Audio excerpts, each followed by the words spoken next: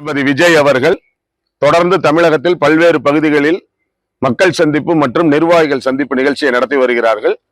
தஞ்சை மாவட்டத்தை பொறுத்தவரையில் இது முதல் முறையாக மக்கள் சந்திப்பு நிகழ்ச்சி நடத்த விரும்பினோம்.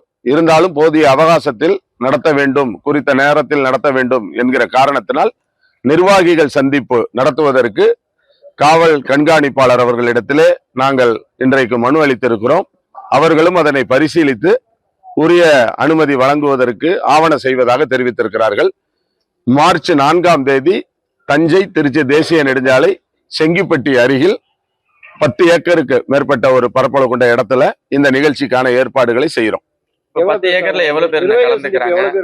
4900 நிர்வாகிகள் 8 சட்டமன்ற தொகுதி தஞ்சை மாவட்டத்துக்கு உட்பட்ட அந்த நிர்வாகிகள் மட்டும் பங்கேற்கும் விதமாக அந்த நிகழ்ச்சியை ஏற்பாடு பண்றோம். எத்தனை மணிக்கு வர மாதிரி?